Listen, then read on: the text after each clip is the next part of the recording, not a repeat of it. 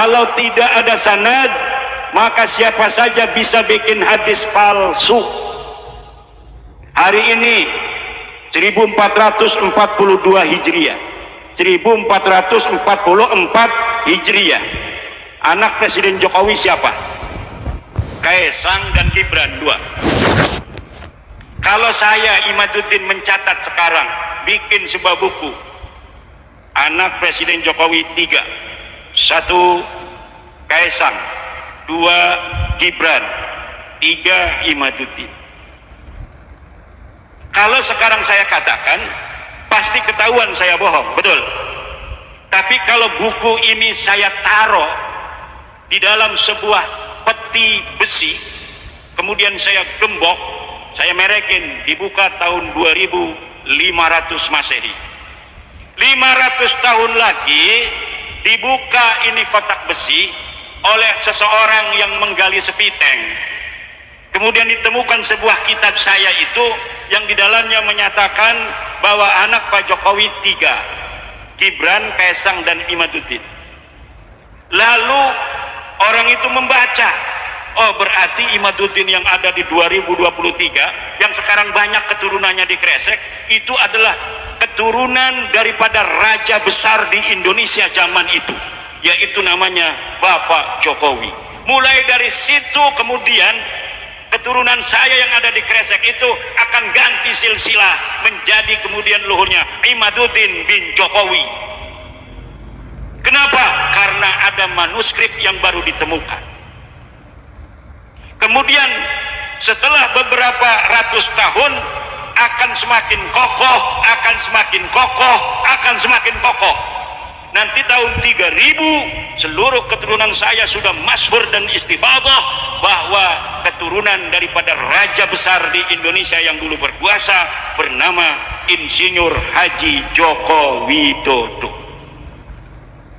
Lalu tiba-tiba kedengeran nama orang Solo. Di sana katanya di daerah Tangerang, Banten ada keturunan Insinyur Joko Widodo raja besar tahun 2023. Keturunan Pak Kaesang dan Pak Gibran tidak terima.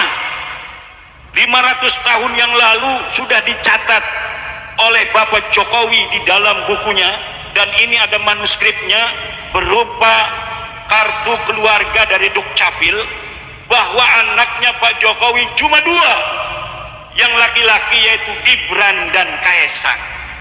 Kemudian ributlah ini tahun 3000 karena keturunan saya juga sudah masyhur di Tangerang sebagai keturunan daripada raja besar Indonesia Bapak Joko Widodo. Kenapa saya bilang itu raja besar? Karena siapa saja yang jadi presiden Indonesia hari ini lebih besar daripada Hayam Wuruk, saudara.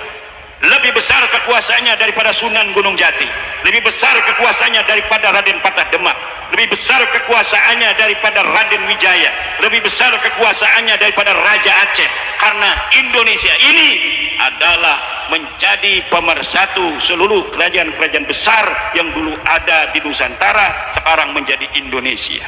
Jangan gegabah menjadi anak presiden Indonesia karena dia merupakan raja besar. Bangga dong, nanti keturunan saya itu yang sudah ada manuskrip bahwa mereka adalah keturunan daripada Bapak Joko Widodo itu. Tetapi ketika ada yang membatalkan dari Solo keturunan Bapak Jokowi, bahwa dalam manuskrip asli keluarga Pak Jokowi yang ada di Solo tidak ada anak Pak Jokowi namanya Imaduddin, apa yang akan terjadi? Itulah yang banyak terjadi dengan nasab-nasab palsu. Dia bisa untuk syuhra dan istifadah, tetapi syuhra dan istifadahnya disebut dengan syuhratun hadisatun. Kemasyhuran yang baru datang bukan di masa orang itu hidup. Sementara ketika didebatkan nanti oleh keturunan Pak Jokowi tahun 3000 itu, ini berdasarkan buku sejarah Indonesia yang dipelajari di sekolah dasar, bahwa Pak Jokowi punya anaknya 2. Ini dikarang tahun 2900, ini tahun 2700 ada, ini 2500 ada, ini 2400 ada, ini 2000 sekian ada. Lalu Anda tahun berapa? ini tahun sekian, adanya di mana? Di Kresek. Lah ini datanya data mayor, adanya di Solo, berarti yang menang adalah data mayor. Ada data mayor, ada data minor. Data mayor itu adalah data yang ditulis oleh ulama yang ada di tempat itu. Data minor adalah data-data pembanding yang ditulis oleh orang-orang yang di luar itu. Ada data primer, yaitu data-data yang ditulis pada zaman di mana tokoh itu ada. Ada data sekunder, yaitu data yang ketika data primer itu tidak ditemukan, maka data sekunder yang ditulis setelah orang itu ada beberapa masa yang paling dekat, itu juga bisa dijadikan sebagai patokan.